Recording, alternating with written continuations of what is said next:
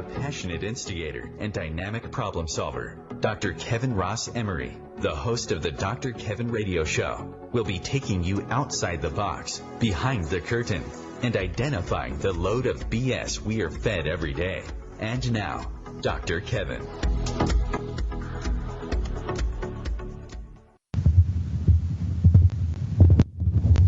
Okay, you're live.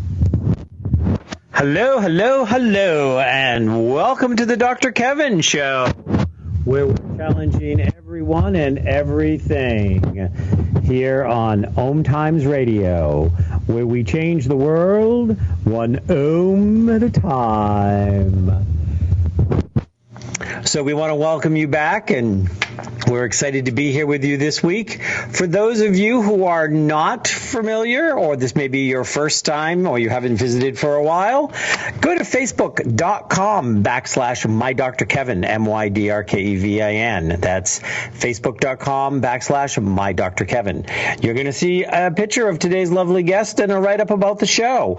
On that, you can leave comments, ask questions. You can be part of the conversation.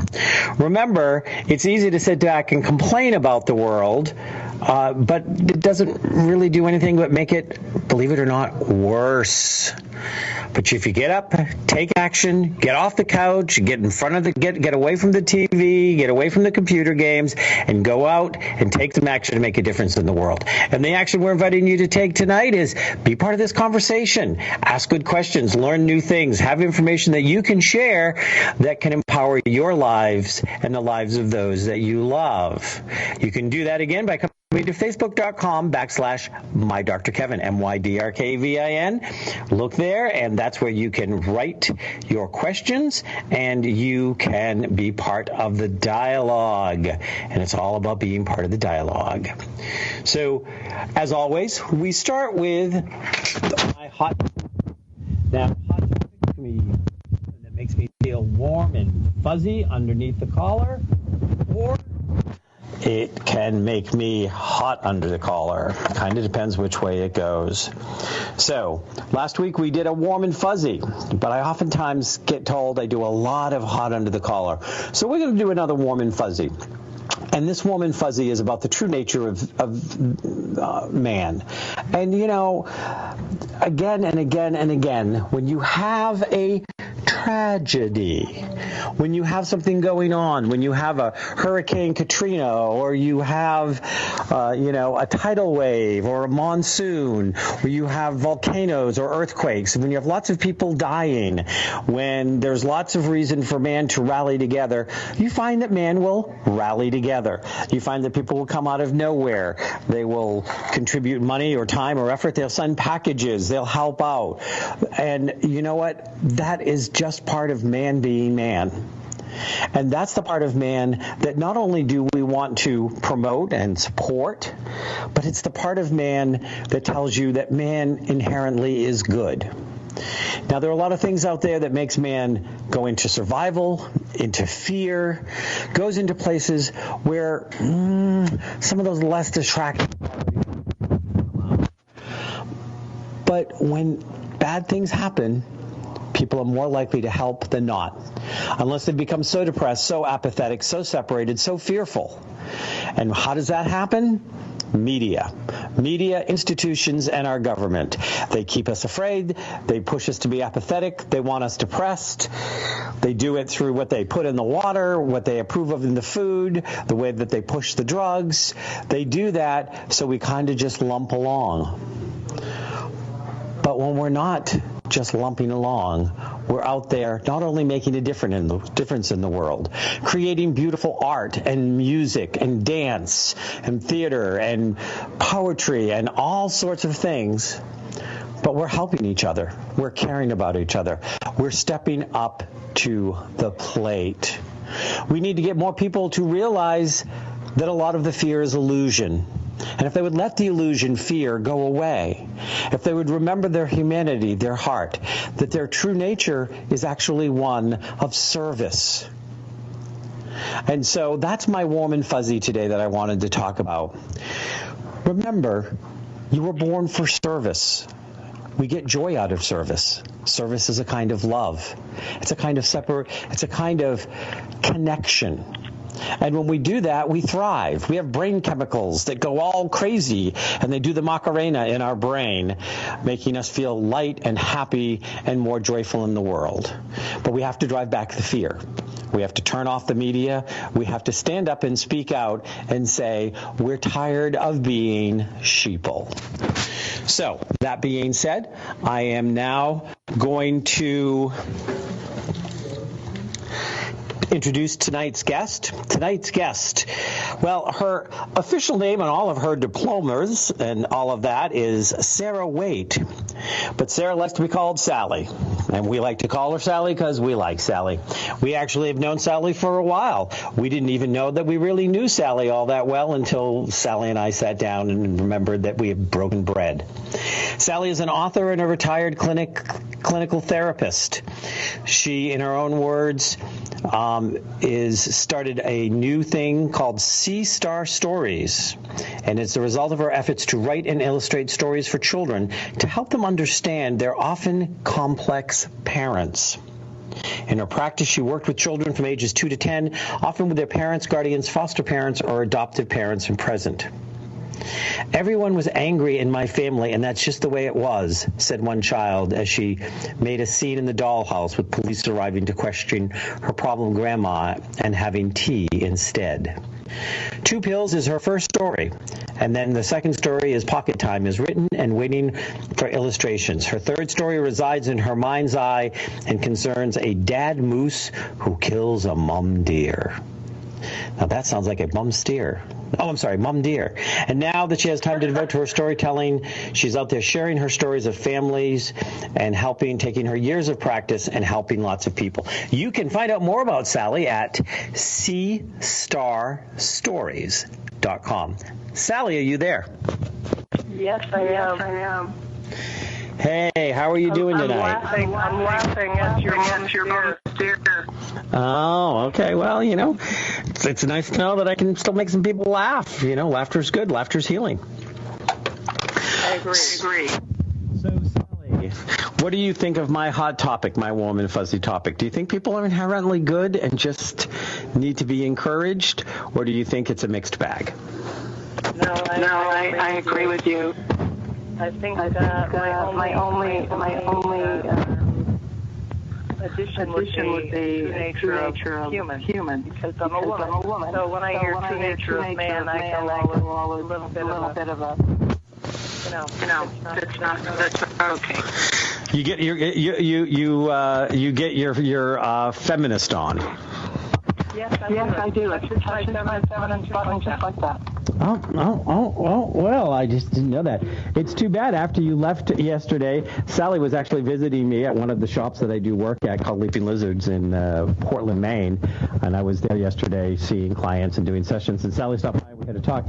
After you left, I had actually made a reference about the curl of to somebody that was there, a store person, about the curl of her lip. And she was looking at me and she goes, "Is that Elvis?" And I said, "No, that's Maya Angelou." She's like, "Really?" So I had to bring it up, and I had to not only read but perform all of Phenomenal Woman in the middle of the store after you left yesterday. That's right. So I'm a feminist at heart too. I'm just, mankind. We've been using that term thousands of years. So anyways, peoplekind. So what do you think? People can naturally good, and what can we do to bring more of that goodness out? I think you made a good point in saying service does make our brain alive, and looking into another person's eyes and making contact and smiling is the beginning of something very positive. Yeah, and just simply smiling can make somebody else's day, can pull them out of a funk. I'm amazed sometimes at the difference I see in somebody's energy, very shut down, if I simply hold open the door for them, male or female. They're like, exactly. Thank you. Like, could you imagine if we had a contest of everybody was going to go out, everybody in the world was going to go out and just simply do random acts of kindness, what kind of change would that bring about? Huge change. I think of the difference between being in a car where there's all sorts of big metal vehicles and yet on the street people are much kinder, thoughtful.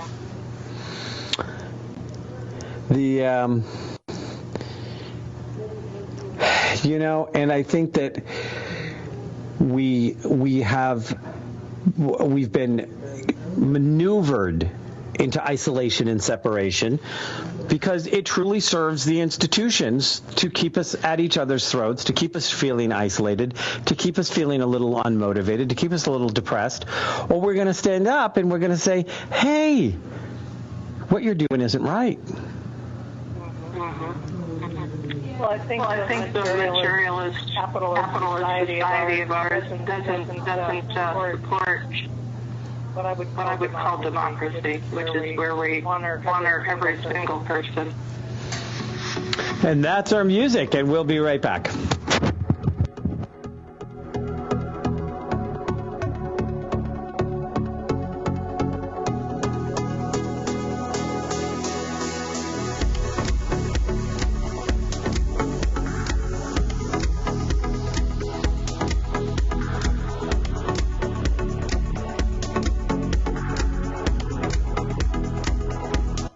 Conscious media for conscious minds. OMTimes. Have you ever wondered how to change your love paradigm? The secret key is finding a love partnership, not just a regular connection. How do you find these? Through conscious relationships. Ascending Hearts Dating is a dating site for people like you that believes in second chances and a different type of spiritual connection. Try Ascending Hearts for free today at ascendinghearts.com and change your love paradigm. Ascending Hearts, the premier dating community for the spiritually awake.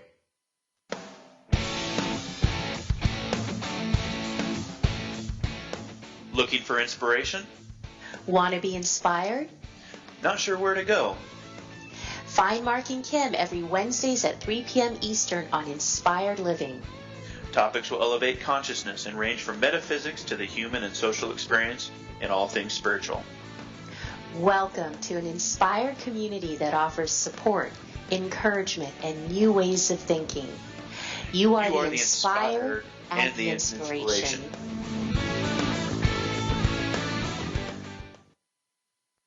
There is no death, only a change of worlds. Chief Seattle. Deborah Livingston is an award-winning intuitive psychic medium whose international services include mediumship, spiritual assessment, animal communication, and spiritual mentoring. She is a published author and a trained shaman. Deborah provides evidential messages from spirit and departed loved ones. Learn more at deblivemedium.com. That's DEBLIV medium.com. Hi, I'm Jimmy Buffett. How would you like to meet an endangered manatee? You can by joining Save the Manatee Club's Adopt the Manatee program. You can't take them home, but you can get to know your new manatee friend through the photo, biography, and information the club sends to you. And you can read updates on your manatee in the club newsletter. More importantly, your contribution goes to programs that are working to save manatees from extinction. It's easy to help. Call 1-800-432-JOIN.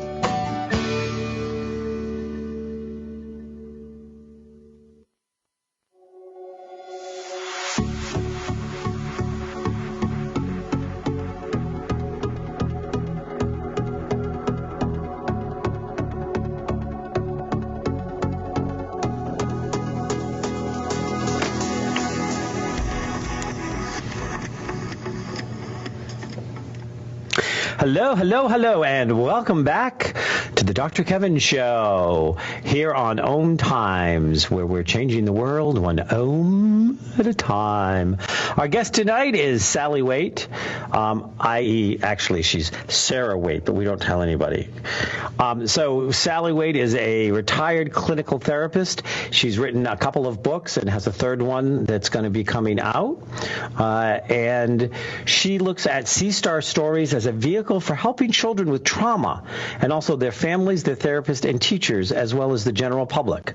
You can find out more about these at SEA-STAR-Stories.com. That's SEA, starstories.com. Hey, Sally, you there? Yes, I am. So, Sally, this is the part of the show we call Outside the Box.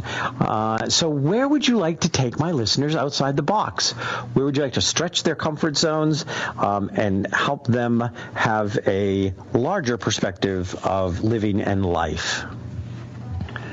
Oh, gosh. Maybe what I would like to say is I wish that with all the stories of tragedies and earthquakes and war and craziness, there were more stories of people who do valuable things in the world. Make a difference, especially in the lives of young children. And I'm not saying that to pat myself on the back at all. I learned so much at the end of my clinical practice about very little kids that I had never even taken a look at. So I'm talking about very little ones that we see every day. Okay. Families may be in such turmoil that the kids are really endangered. So what do you see that parents or educators or teachers or daycare centers or whatever are doing that's endangering them, that if they realized it was something that it is something that they could stop doing? You're right. Getting aware of what they're doing is important. But so often, like I was telling you yesterday, I saw a parent of a little girl who was very angry at the child for saying, I hate you. Now the kid wouldn't have been saying that unless she was mad, and the parent was mad, and they didn't understand each other and how damaging the anger is. The parent needs to understand that first. So how do we get to the parent? Well, let's assume for a moment that here in our listening audience we have some parents.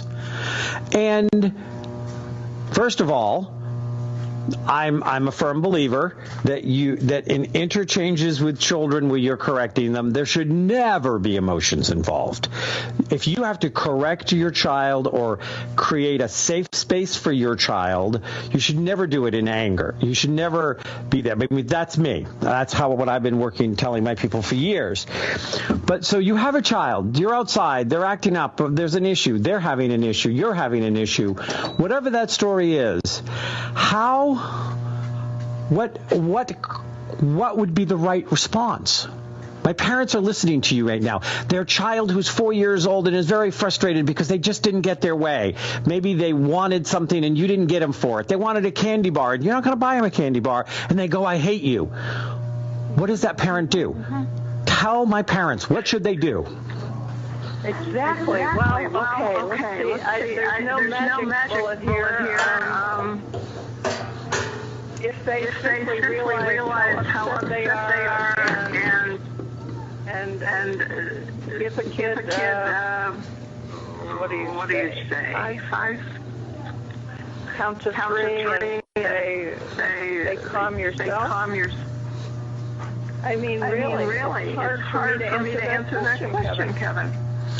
Well, part of it is, sometimes it may be it's okay to hate me. I know that you're not. I understand that you're very upset because I wouldn't let you have a candy bar.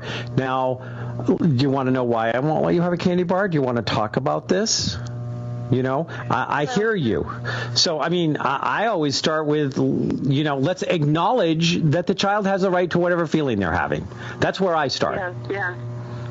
I'm with you there. I think a lot of words go with a young child's heart. Here's an idea I have for parents out there. If you really care about not having a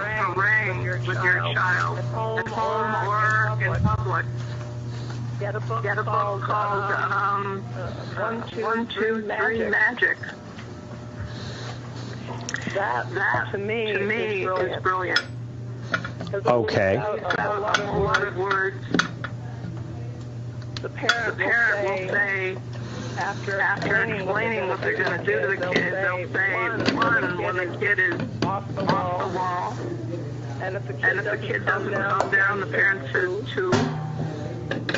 And if the kid doesn't calm down, then you say 3. Take 5. And that means 5 minutes. Quiet. And they kids learn to do that, and they understand they've stepped outside. And it's not the good stuff, and there's not a war of words going back and forth. I like it simple, and I wish I'd known this when I had my kids. Well, yeah, and obviously, you do have to look at what is the age of that child, what is the intelligence of that child, and how much can that child comprehend. Obviously, the smaller the child, the simpler you want to keep it. I'm a big fan of action and consequences, and you always have to put it in the age, the age-appropriate language, but it's this action gets you this consequence. I'm not saying you're bad. I'm not saying you're a bad child. I'm not saying you're a horrible child. This is the action. This is the consequence. And you can teach action and consequence at a very young age that they'll kind of get, and you can make it really fun, but you can kind of get them into that concept and that understanding. Certain things lead to certain things. And if I don't want what they lead to, then I don't do those things. That's true. 1, 2, 3 Magic is the most brilliant way I've ever seen it described. And it's been around. Okay. So what you're saying is that parents who are dealing with a difficult child need to be putting things in place prior to the situation, and that they can do that, and you find that this book is a useful tool to do that. Yeah, very. Especially young kids, kids 2 to 12. And there are videos, you know what I mean? You can see how to do it, explain it to the kid. What the child does is realizes that there's not going to be a lecture, there's not going to be a spanking, there's not going to be anger. And when they learn to take that 5 minutes, it's over and it's not talked about again. That to me is really clearing the decks of a whole lot of very hurtful anger. Okay. So, and again, this is your outside the box. This is what you wanted to talk about. So this is what we're talking about. And so I'm going to play the devil's advocate here for a second, because I deal with parents. I deal with parents with young kids. I've worked with young kids in my practice because of the work I do with ADD and ADHD, which are children who can be challenging. All children can be challenging. Absolutely. But so you're in the middle of the mall. You've created 1, 2, 3. You go 1, they continue the behavior. You do 2, they continue the behavior. 3, they continue the behavior. On 4, you say, okay, 5 minutes, and they just continue the behavior and ignore you. You're in the middle of the mall. They're knowing that what are you going to do?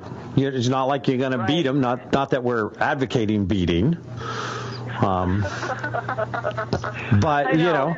So do you find a bench and sit down and hold the kid? I don't know. The fact is, video explains what to do in public, and I don't even remember it.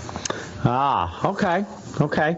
Again, I'm just following up because this is where you wanted to take my listeners outside the box, which was... I love that you're responding the way you are, Kevin, because it's very important, this stuff. And parents' anger is I never even knew about my anger until I had kids. I didn't know how huge I usually mad I could get at a tiny child crying. Well, yeah, and the more control issues you have as an adult, the angrier you get at a young child because they don't care about your control issues. They don't care that you want to have everything in a certain way or done at a certain time. They don't care if you're embarrassed. They're very much into what their needs, their wants, their things are at that moment. I mean, that's part of being a child. And, of course, I always love the saying that is, we give birth to our unresolved issues and we call them children. You're right. So actually our issues come up in every other way, too. We're dealing with our issues our whole life. Yeah. But a big one. Yeah, but if you are somebody who is, oftentimes you'll find that somebody who, let's say, has a lot of control issues, has a child that sometimes it's because the child is got a mental, emotional, physical issue. Sometimes there are things that go on that this parent learns over and over and over again, or has it offered to them to learn that control is an illusion and that there's really very little we can control.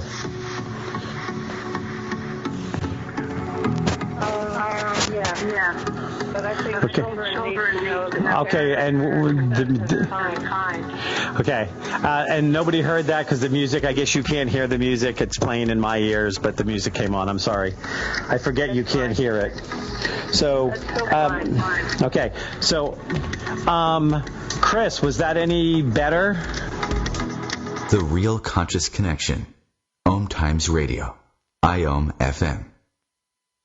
The number one reason girls drop out of school in sub-Saharan Africa is lack of access to feminine hygiene products. The Pads for Schoolgirls Project, an outreach of Humanity Healing International, is changing this paradigm by setting up sewing programs at schools, teaching girls a vocational skill, while producing the reusable pads that help keep them attending classes. The girls pay it forward by making and giving pad kits to other girls in need. To learn more, visit humanityhealing.org. Humanity Healing is where your heart is. The truth is, you can't change the world if you're broke. I know, I've tried. Isn't it time you turned your life's calling into a profitable, freedom-based business? I'm Michelle Barr. Join me every Thursday at 2 p.m. Eastern for Sacred Success. Hi, this is Bill Maher. I can find humor in almost anything, but one thing I never laugh about is cruelty to animals. If you don't get the joke either, write People for the Ethical Treatment of Animals, 501 Front Street, Norfolk, Virginia, 23510.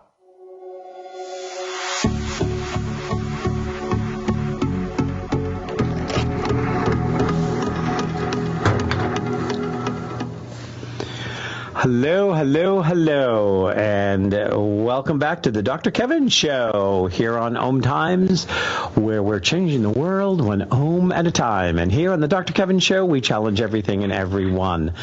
We have retired clinical therapist and author Sally Waite on today. Sally has a book called Two Pills. She has another one that's in the process of being illustrated, and she has a third book that she is the third book that is called I don't see the title for the third book. Papa Moose. Okay, there we go. Papa Moose. Yeah, because I was reading. It talks about that it's a dad moose, but it doesn't say. I don't see Papa Moose. So no, it doesn't give the title. You're right. So, Sally, here is the. I always start the segment when it's my guest first time with me by a little quiz. So can you tell me what movie this line came from? Ignore the man behind the curtain. Oh, that's got to be Wizard of Oz. Absolutely. The Wizard of Oz, that's the moment when Toto is pulling back the curtain and Dorothy and her comrades are starting to get a glimpse of the fact that the great and powerful Oz is really just a shyster from Kansas that got blown off path. There's a lot of people out there that want us to believe things, that want us to believe that they're great and powerful. They want us to believe things that benefit them, and it doesn't really. So I call the segment Behind the Curtain. What curtain would you like to pull back? What truth would you like to expose my listeners to?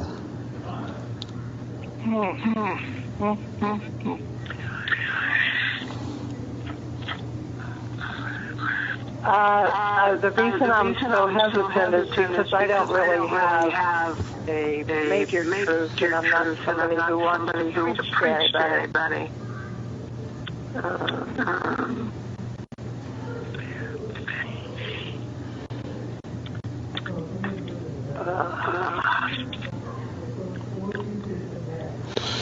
So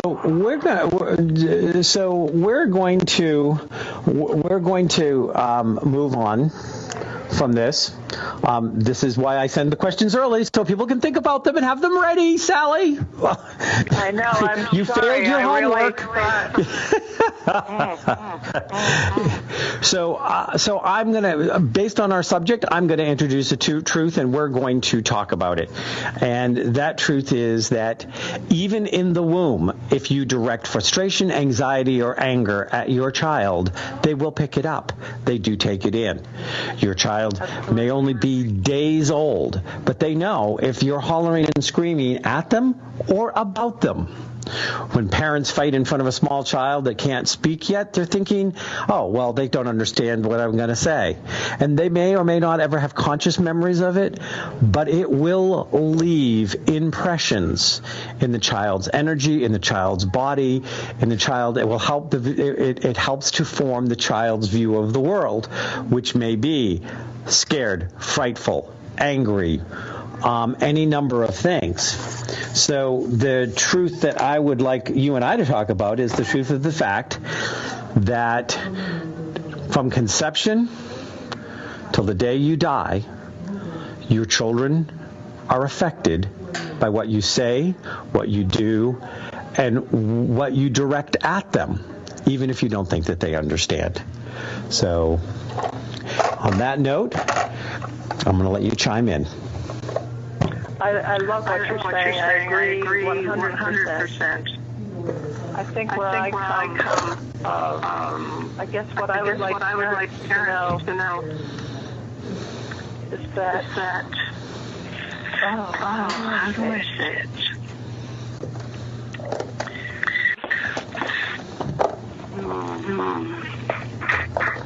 I'm so sorry. I'm drawing a blank here, Kevin. Because what I'm finding is that parents want their children to be so perfect and to protect them and do all this. They realize all the negative stuff they're doing. Well, you know, children are picking it up right and left. Well, absolutely. The children are picking it up right and left, and the children are getting a message, and the messages vary from messages of, I'm not good enough, there's something wrong with me, it's my fault, I can't do anything right. You see these, and you see these play out in their choices, in their decisions. You see these destroyed self-worth, self-esteem, and, the parent is hiding behind, well, I just want what's best for my child. You want what you think is best for your child based on your unfulfilled needs, based on your issues, based on the things that you have not come to terms yet, and you pass those dysfunctions on to your children. And we probably got them from not only our parents, we got them from their parents, they've come down for generations. How do we stop this time? just by taking a careful look at ourselves, and life is moving so fast, and we're so busy on our phones, why do we have this attempt to just look at what we're doing? If you really, if a parent out there, and parents say this to me sometimes, that, they just want to be a good parent. They just want to be the best parent. That they just, I just want to do what's best for my child. Well, the first thing that's best for your child is do the things that you need to do, that you can role model them to become self-aware, healthy, to grow and expand as a person, to show them life in a positive way, to instill confidence. So if you don't see life as positive, then you need to get help to find a positive, because if you can't see it, how can your child? And you're just passing on your negativity. If you don't have confidence and you don't believe in yourself, I always remember there was this one child, this one mother I was working with. I was working with this mother, and she had been working with me all that long, but she called me one night because her teenage daughter had tried to commit suicide and was in the hospital. And the teenage daughter and I had met a few different times and had some conversations. And she was saying that I was the only person she would speak to. She didn't want to speak to any of the therapists at the hospital or stuff like that. She wanted to speak to me. So I went in and I talked to her. And when I came back out, the mother was like, I don't understand, how can she do this, or what was she thinking? And I said, she has no self-worth. She doesn't have any self-esteem. She doesn't, see herself as valued or valuable. And she was like, well, I tell her all the time she's fabulous. I tell her all the time she's wonderful. And I said, yeah, but how do you treat yourself? How do you treat yourself? What does she see? You treat yourself horribly. And I know we're working on it, but all she's seen is a mother who has chosen bad relationships, who has been abused and has been self-abusive. And when you look at it, no matter how many times you tell her she's fabulous, how can she be fabulous if her mother is not fabulous?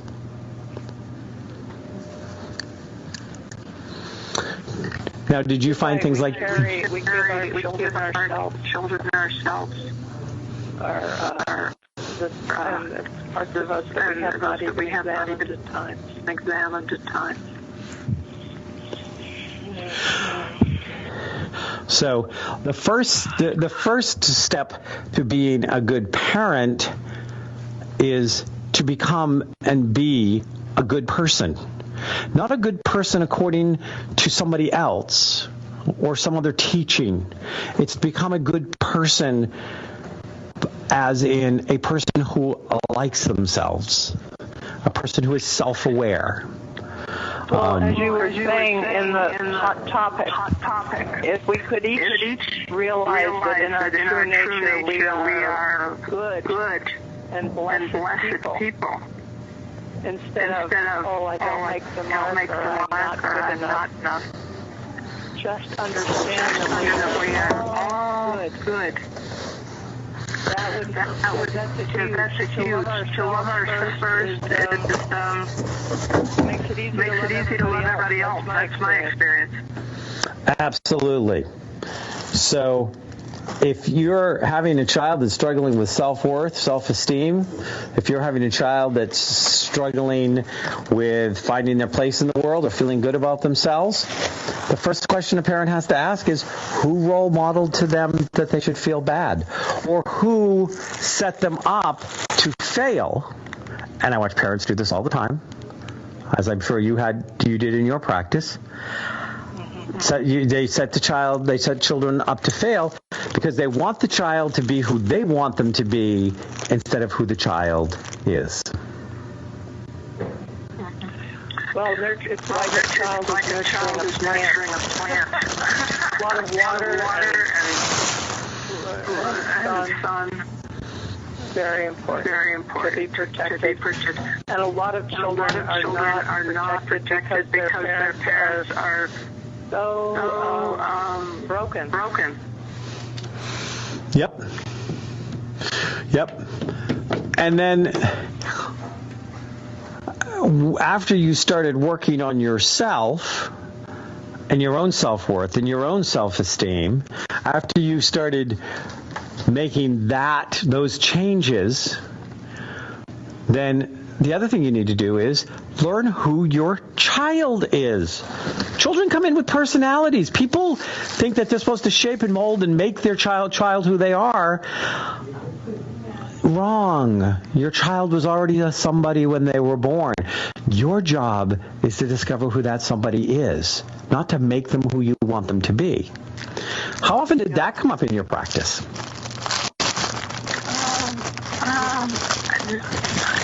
That doesn't ring a bell exactly, although I love exactly what you're saying. I can't think of it right off the top of my head. But I do have another thought, and that is that I wish parents would do nothing for their child that the child can do herself. I see parents all the time doing things for the child, and the child become expecting others to do for her, which is so silly. They pamper the kids too much. I'm not saying you gotta go out, stack a whole pile of wood in the morning. I'm not talking that. I'm just talking and take your dishes to the sink, and if you want more milk, get it. Stuff like that.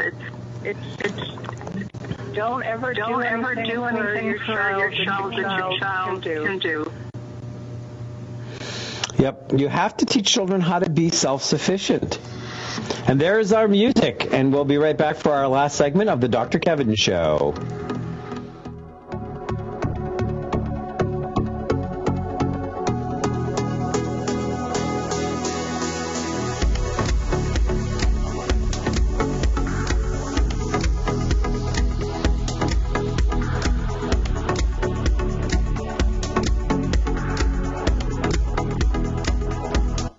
Feed your soul with waves of consciousness on OMTimes Radio. Host your show on IOM-FM, the radio network of OMTimes Media, one of the more recognized brand names in the conscious community, and is backed by the extensive marketing reach of OMTimes. Hosting a show on IOM-FM immediately connects you with our extensive dedicated community. Eros Evolution is where sexuality and spirituality meets. Join me, clinical sexologist Martha Tara Lee, on Eros Evolution on Thursdays, 4 p.m. Eastern on OMTimes Radio.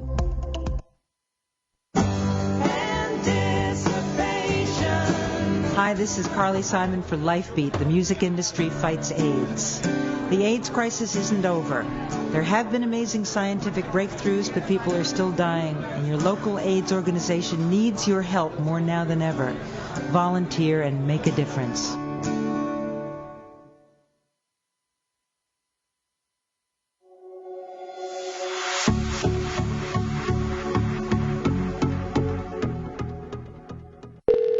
To accomplish with them?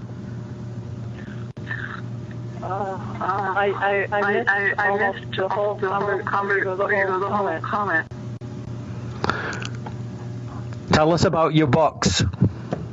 Oh, sure. The books are attempting to share with children and their parents and adults some of the hard stuff that I think parents want to shield their children from.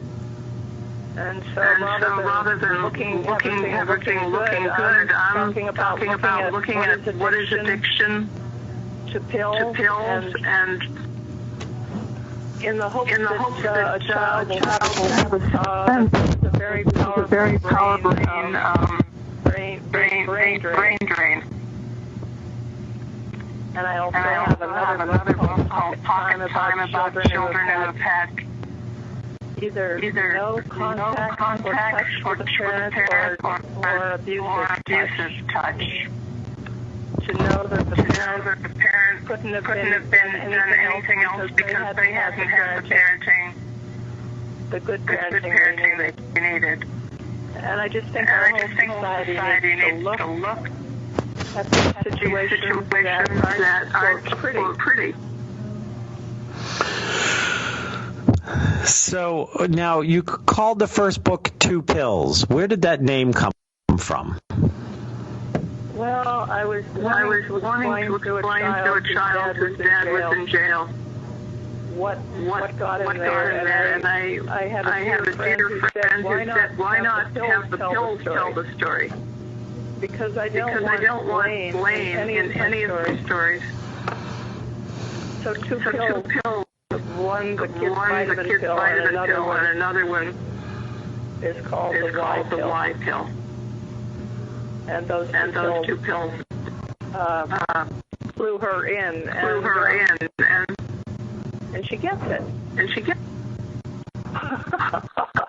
That it's not something she did. It's not something she did. Do you know what I mean? And that her dad is in another place, which I call addiction land. When he has taken too many of the pills, and his brain is full of them. So that's a way of explaining it to very young children. Okay. So you're trying to teach them the difference between good pills and bad pills. Some pills. I mean, some pills you can take a few, but not a lot. Okay. Now we have the most medicated generation of children ever. Wow. And so we have more kids having more diagnoses on more different kinds of pills. You know, a kid's too stubborn and they have oppositional defiance disorder. A kid is too antsy, they have ADD. A kid is, too sad. I mean, they're giving 7 and 8 year olds, pills for depression. How does your book address the fact that you can have these kind of pills that maybe are not good pills, even though we're trying to be? I mean, this would have been a good behind the curtain talk, even though we're being told that they're good pills. Right. And the pill that this child's dad was taking is a quote good pill. However, too many of them will send him right into addiction. And I mean, this is a huge topic. So if we can get into where that leads with kids. And I'm talking about a parent taking a pill. Not the child. And I think children ought to be, all those kids ought to be seeing this book also. Taking a look at what too many pills does. Okay. Now, how long has it been since you retired? 3 years. Okay. So, and you were a clinical therapist for how long? 45 years. Okay. So, we have a couple of minutes left, and then we're going to be winding the show down. But what is the biggest changes? I'd like to hear a positive change and a not so positive change that you have seen, that you saw over your 45 years as a clinical therapist in the people you worked with. It's so hard to say that because I work with different clientele. By the end of my practice, I was working entirely with reactive attachment disorder kids who have the very early damage. And I'm fascinated by those kids. So, and I think there's a lot being done for them, not enough public awareness. That they're in schools, they're around us all the time. They're around us all the time to understand that where this comes from. So where does this come from? And for my listener that's never heard that term, how would you, in very simple terms, explain that?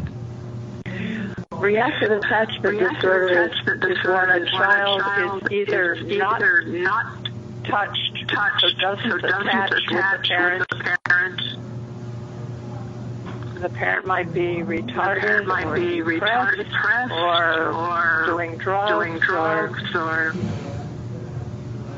some other reason. Kids who are put into a crib and left alone for days. Yeah. And then there are the other children whose parents don't have the ability to just hold, but slap him when he's crying, throw them, she's crying, end up at the ER all the time.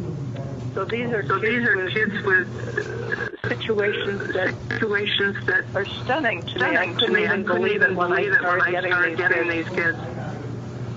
And I'm amazed how many children there are like this. So that's what reactive attachment disorder is sort of about. So how, and again, we're almost out of time, but how does somebody spot? Is there something that would happen that would make you immediately think this child has this disorder?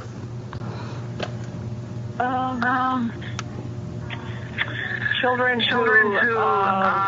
who make a person angry right off, because that's the only way they got attention from their parents was an angry response.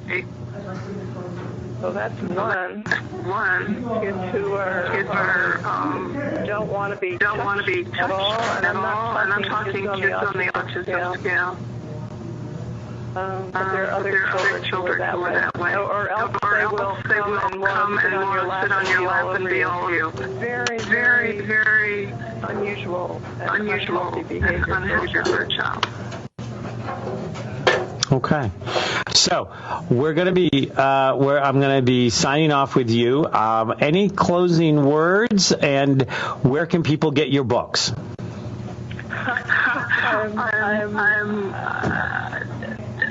Let's see. You said STARSTORIES. That's where you can get the book. Okay, so. That's it. I so appreciate this time with you, Dr. Kevin.